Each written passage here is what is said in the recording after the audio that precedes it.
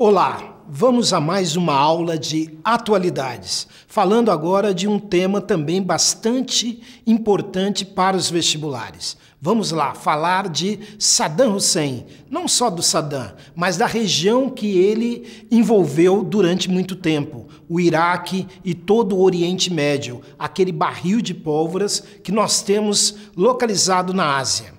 Lembrar sempre, quando falamos em Oriente Médio não é só Israel, não é só o conflito da Palestina. Nós temos outros assuntos importantes atuais que remetem à região do Oriente Médio, como, por exemplo, o caso da Síria, que iremos abordar aí num outro momento. Então vamos lá, vamos olhar para o nosso mapa.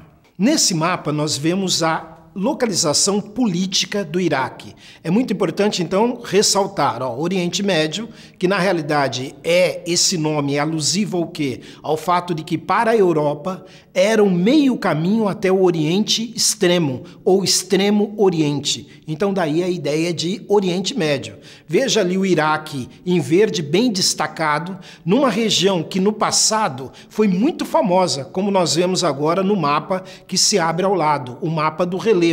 Era a famosa região da Mesopotâmia. Lembra da planície da Mesopotâmia, os famosos rios Tigre e Eufrates? Então veja que a disposição do relevo favorece muito ao país chamado Iraque. Nós temos um relevo montanhoso rodeando esse país, com inclusive áreas de formações recentes que você viu na geografia, responsáveis aí por intensas atividades sísmicas e vulcanismo ativo. E o Iraque está numa região privilegiada, uma região que, como nós vamos ver nesse slide, é rica em algo que no Oriente Médio é muito carente, que é água. Então eu coloco ali, chamando a atenção de vocês, que o Oriente Médio é, na antiga Mesopotâmia, a localização do Iraque, que é rico em petróleo e água. Então observem, preste atenção, no Oriente Médio, muitos países vendem o petróleo para comprar a água. Por quê? Porque a água é muito mais valorizada que o petróleo, porque é um recurso que escasso, extremamente escasso naquela região. Lembra que é uma das regiões do mundo que tem o maior déficit hídrico. Bom, voltemos ao slide. A localização, então, é um relevo predominantemente de planície. Qual é a planície? Planície da Mesopotâmia.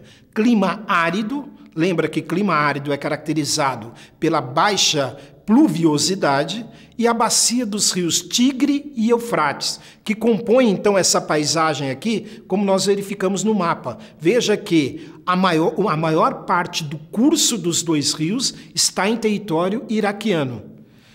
Você que quer lembrar, vamos lá, lembre que um rio tem o alto curso, próximo à nascente, e o baixo curso, próximo à sua foz. O Iraque controla praticamente esses elementos todos dos rios Tigre e Eufrates, tanto o alto curso quanto o baixo curso. Só a Foz mesmo que está em território o quê? Território do Kuwait, que nós vamos ver já, inclusive, que foi algo de litígio já entre esses países. Continuando nos slides. Em 1979, o Irã entra num conflito com o Iraque, que você deve lembrar muito bem desse conflito, a guerra Irã-Iraque, que marca aí um conflito teoricamente religioso, mas que ganha um caráter de Guerra Fria, de capitalismo e socialismo, o Irã liderado pelo Ayatollah Khomeini e o Iraque liderado por Saddam Hussein. E o Iraque, apoiado pelos Estados Unidos, lembra que nesse primeiro momento Saddam Hussein é apoiado, estimulado, favorecido e poderíamos falar mais N adjetivos em relação à política capitalista capitaneada pelos Estados Unidos. E o Irã recebe o apoio da União Soviética. Um destaque, nesse momento aí, a China já está plantando algo que vai colher no futuro. Ela não irá apoiar o Irã. Pasmem, embora a União Soviética apoie o Irã, a China vai apoiar quem? O Iraque, já se aproximando do capitalismo, porque neste momento está ocorrendo na China reformas que irão implantar as zonas econômicas de exportação, ou seja, as áreas de livre comércio que vão ocorrer naquele país. Em 1990, temos a primeira Guerra do Golfo, como é denominada, quando o senhor Saddam Hussein, que aparece inclusive aqui nessa imagem, busca ampliar o seu espaço territorial, ocupando territórios ali na saída para o Golfo Pérsico, e em 2003 a verdadeira invasão estadunidense. Outro detalhe importante, né? Nessas aulas de atualidades é muito importante a gente detalhar alguns aspectos. Eu, particularmente, não falo ou evito falar invasão americana, invasão norte-americana, porque, na realidade, invasão americana seria todo o continente americano invadindo o Iraque, inclusive nós, brasileiros. Quando a gente fala norte-americanos, nós estamos nos referindo a quem? Ao Canadá, ao México e aos Estados Unidos. Então, a linguagem, a nomenclatura mais indicada nesse caso é, de fato, estadunidense, embora seja uma palavra aí um pouco demodê, um pouco diferente, né, que não é muito usual, mas você não está sendo chato. Na realidade, você está sendo o quê? Preciso geograficamente quando fala invasão estadunidense. E, em 2006, nós concluímos esse momento político importante com a execução de Saddam Hussein. Essa execução bastante questionada, algo que o mundo inteiro chegou a dizer que se falava em arbitrariedade, em uso da força desmensurada, mas uma verdade é muito importante e a gente tem que ressaltar. A invasão ocorreu com ou sem o apoio da ONU.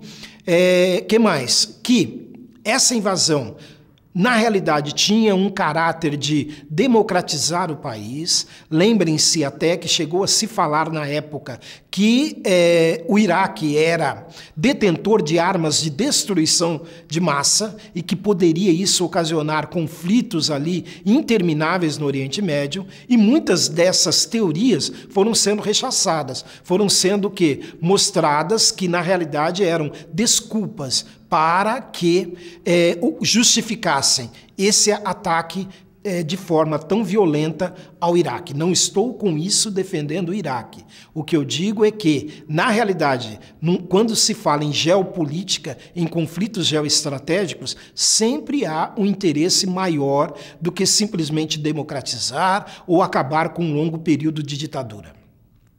Aí o que acontece? Nós já temos questões que abordam enfaticamente em alguns vestibulares essa temática.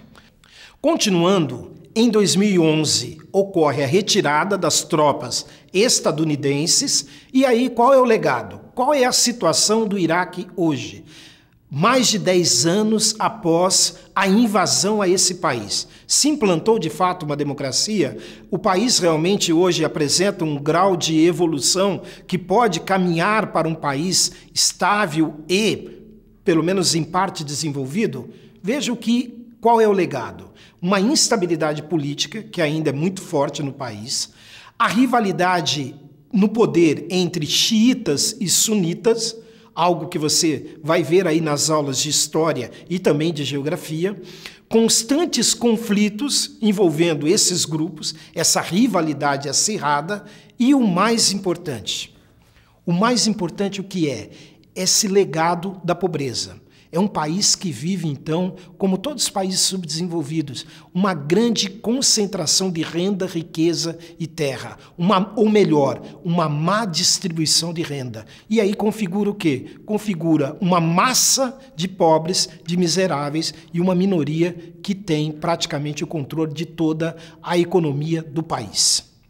Então vamos ver como isso pode ser pedido para você numa questão de vestibular. É muito importante a gente fechar esse momento olhando para aquilo que já apareceu nos vestibulares. Venha comigo. Sobre o contexto geopolítico apresentado na figura a seguir, é correto afirmar que... Então veja que tem uma figura. Aqui eu tenho que chamar a atenção de vocês para uma coisa muito importante. Estrategicamente, essa questão eu tive que dividi-la, colocar a imagem nesse slide e o que está sendo pedido no outro. O que eu quero que você entenda e preste muita atenção. Quando aparecer imagem, não adianta você ficar olhando a imagem, ficar imaginando a imagem, redundando aqui para você refletir, sem saber o porquê. Volto a repetir, é muito importante estar focado no comando verbal da questão. O porquê da imagem? Ele quer que você fique olhando os diálogos que estão ocorrendo ali? Não. Como também poderia ser. Então, onde você vai descobrir isso? Aonde ele está perguntando o que ele quer nesta questão. Então, o que ele quer? Ele quer que você analise o contexto geopolítico, só isso. Então, não há necessidade de ficar, o que significa tudo isso? Sim, o que significa isso? Não. Você tem que olhar o que está escrito nas camisas das pessoas que estão ali no muro. Israel, Arábia Saudita, Síria, Turquia, Hillary. Então, a partir disso, podemos ver o que é proposto de fato na questão. Vamos então às proposições da questão.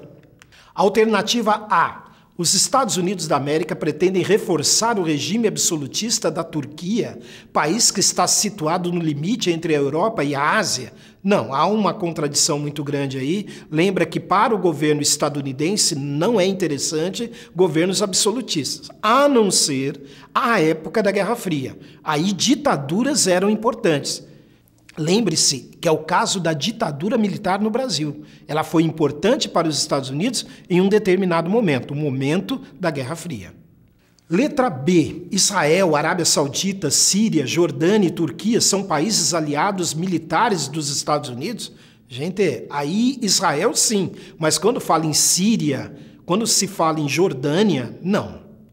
C. Os países literalmente referidos na figura localizam-se no Oriente Médio e possuem grande importância econômica e geoestratégica. É aquela alternativa geralzão, né? Até agora, tudo correto. Essa região é de grande interesse de potências mundiais, além de apresentar, de forma geral, conflitos religiosos, sociais e territoriais. Então vejam que a alternativa correta, de fato, é esta daí, porque é uma alternativa que não especifica nada que contradiz aquilo que caracteriza o Oriente Médio. Correto? Então, lembrar muito, estudar sempre. Oriente Médio é algo que não é atual, é atualíssimo. Então, lembre-se sempre disso. Clique Estude, a nova onda de estudar.